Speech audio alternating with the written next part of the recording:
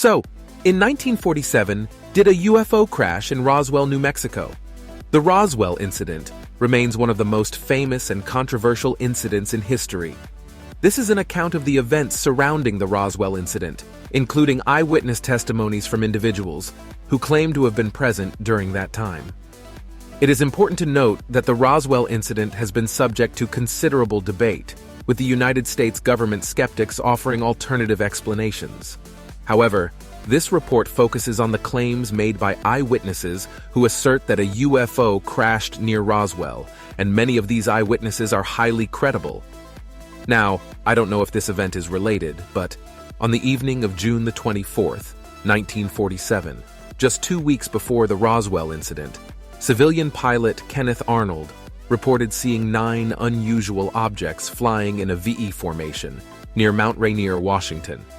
This sighting triggered a wave of UFO reports across the United States, capturing the public's attention and sparking a nationwide fascination with unidentified flying objects. It was after this event that the term flying saucer was first used. The Roswell incident initial reports. On July the 8th, 1947, the Roswell Army Airfield issued a press release stating that they had recovered a flying disc from a ranch near Roswell. The press release was picked up by several newspapers, creating a frenzy of public interest. However, within hours, the military retracted their statement, claiming it was just a weather balloon. Initially, the Roswell Army Airfield did admit to recovering a flying disc. There were also reports of other strange activity in the area at the time, such as a bright light in the sky and a large metallic object that was seen being transported by a military convoy. So now we move on to some eyewitness testimonies.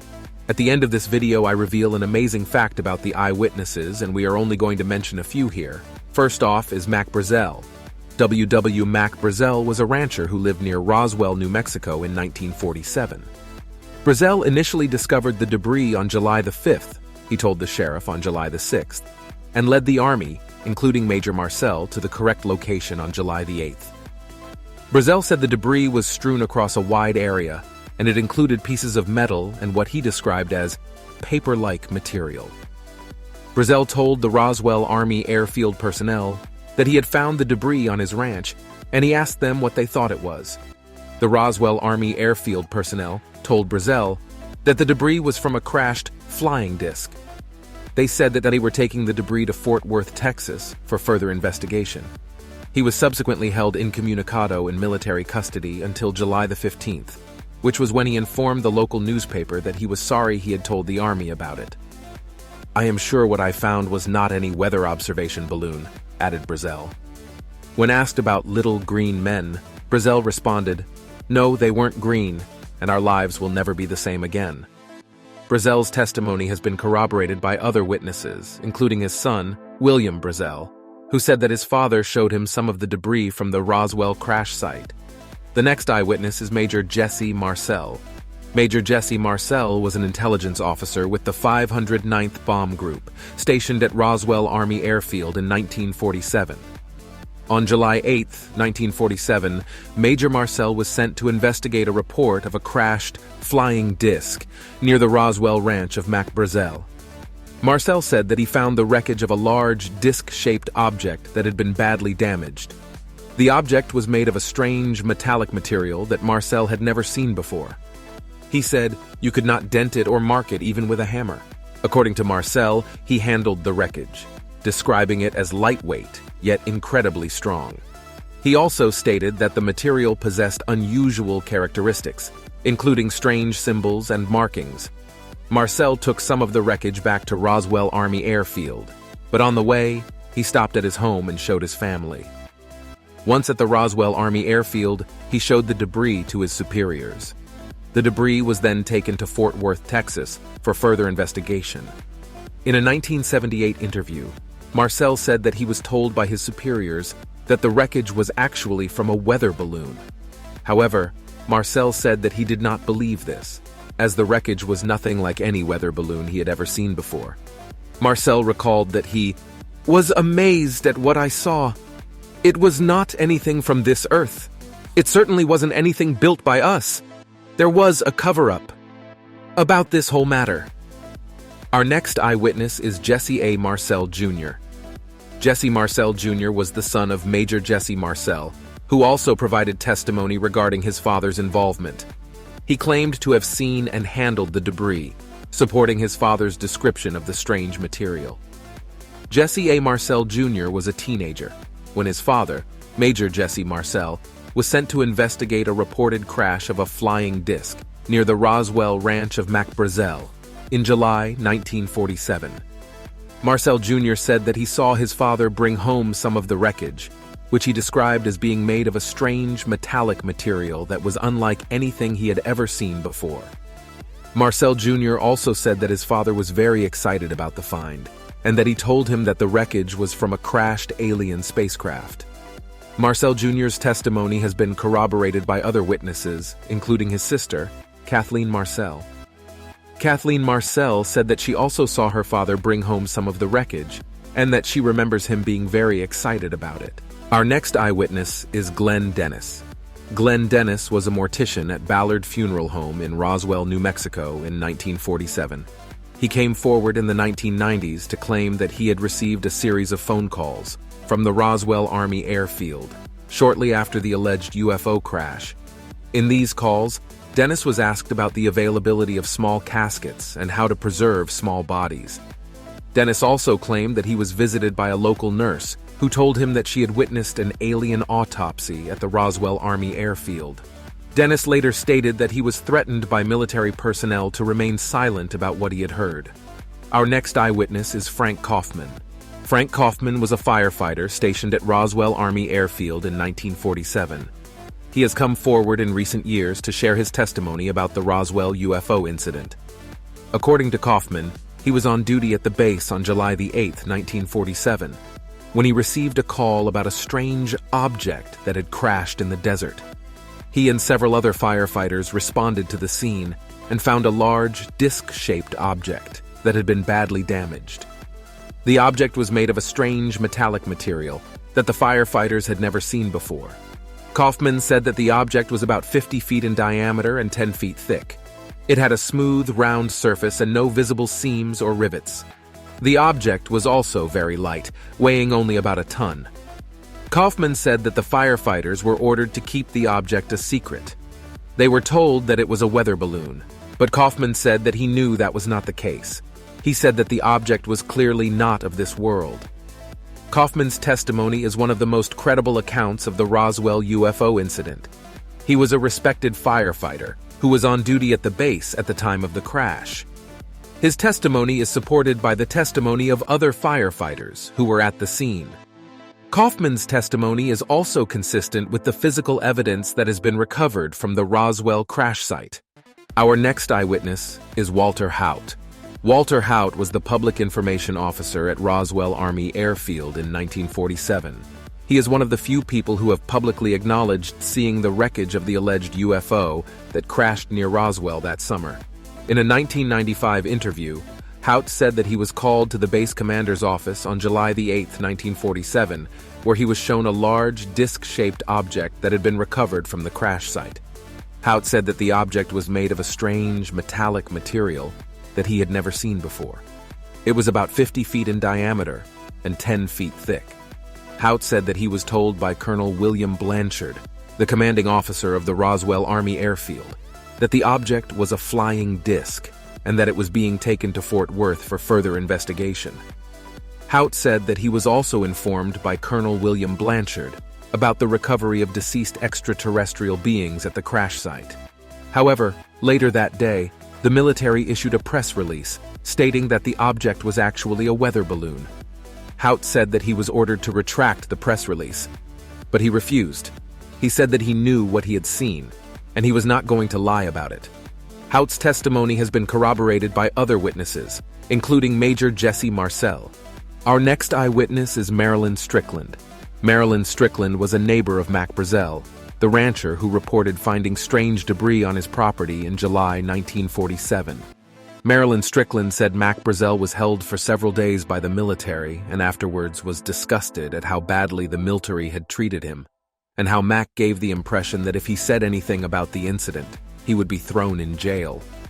She said that Mac Brazel, when talking about some of the material, said that you could crumple it up and it would immediately go straight back into its original shape. Strickland's testimony has been corroborated by other witnesses, including Mac Brazel's son, William Brazel. Our next eyewitness is Alice Knight. Alice Knight was a niece of Grady L. Barney Barnett's wife, Betty.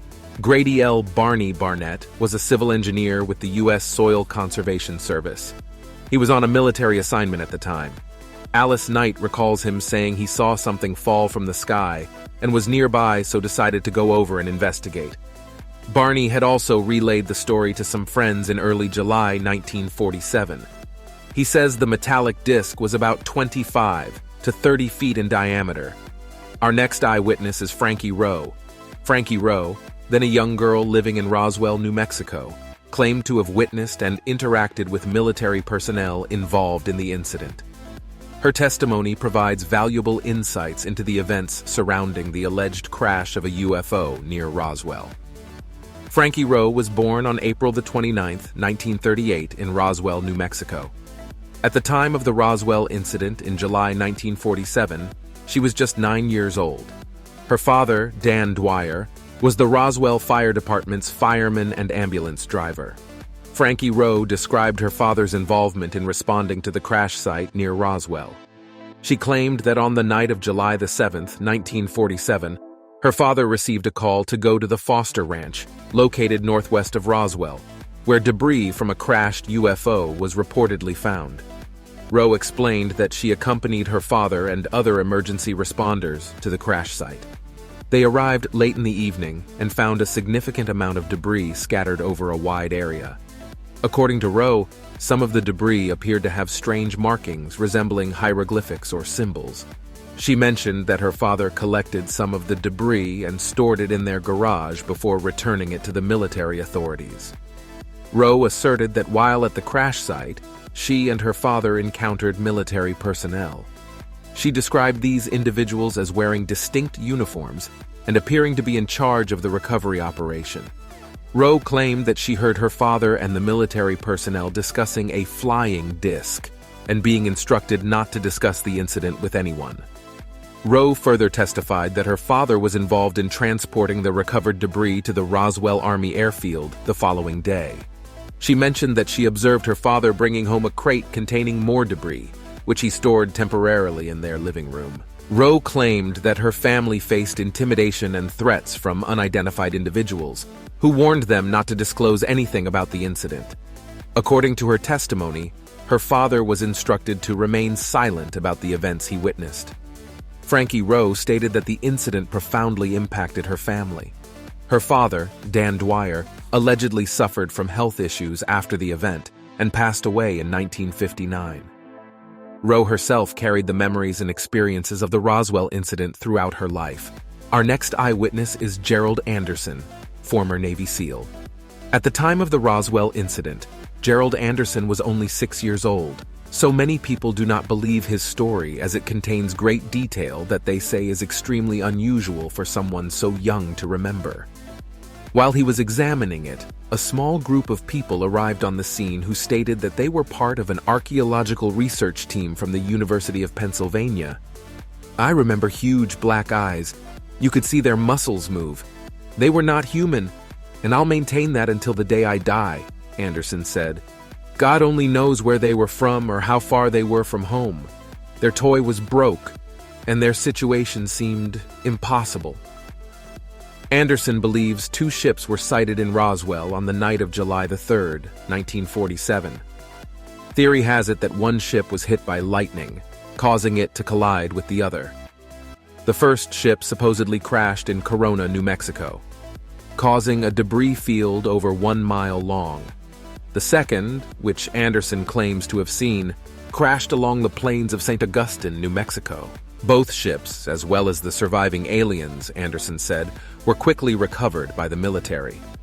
The military were not surprised when they came. They knew what was there.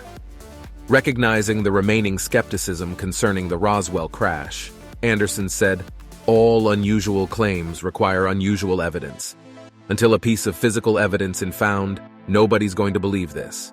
It's got to be that way, and is always going to be that way." Our next eyewitness is Colonel Payne Jennings.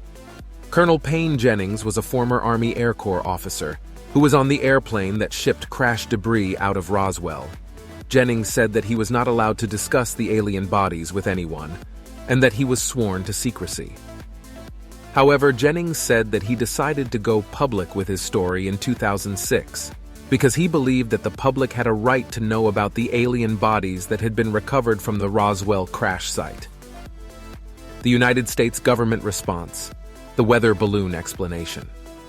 The United States military, in an effort to quell speculation, released a statement claiming that the debris recovered was from a top-secret weather balloon known as a mogul balloon. This explanation was intended to downplay the incident and dismiss any notion of extraterrestrial involvement. In 1994, the United States Air Force released a report titled The Roswell Report, Case Closed, which concluded that the debris recovered was indeed from a mogul balloon.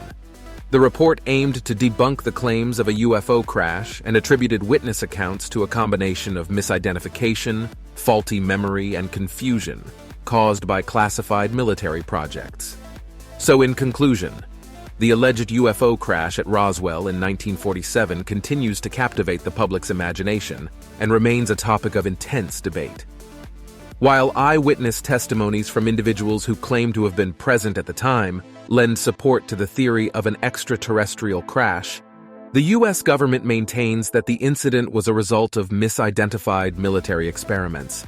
The true nature of the events at Roswell remains elusive, leaving room for ongoing speculation and investigation. The Roswell UFO incident remains one of the most controversial and debated events in history, but the testimony of Major Jesse Marcel and other very credible witnesses provides a compelling case that something truly extraordinary happened at Roswell in 1947.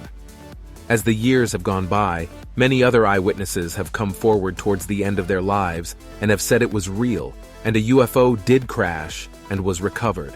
I, for one, cannot see why these people would say this unless it really happened. But what do you think happened? Now to the latest developments and research into this legendary event. I would just like to leave you with this information.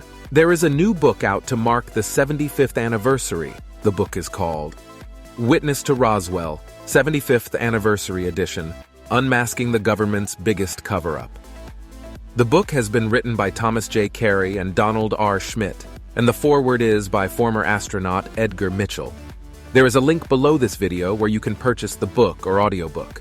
The investigative team of Don Schmidt and Tom Carey has interviewed more than 600 witnesses directly or indirectly associated with the Roswell incident. Witness to Roswell once again provides a can't-put-down written account of what really transpired in Roswell decades ago. This edition includes a growing litany of deathbed confessions describing the little people recovered, the identity of the Boeing engineer called in to examine the exotic wreckage from the crash, what really took place at the Roswell Base Hospital, and what nurse actually ordered the children's caskets, the story of the soldier who wore gloves at the dinner table after guarding the bodies.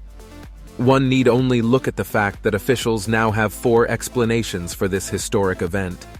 But to which one do all the witnesses testify on their deathbeds? If you like this video, please drop us a like. It would mean a lot, and I would love to know your thoughts in the comments below. See you in the next video.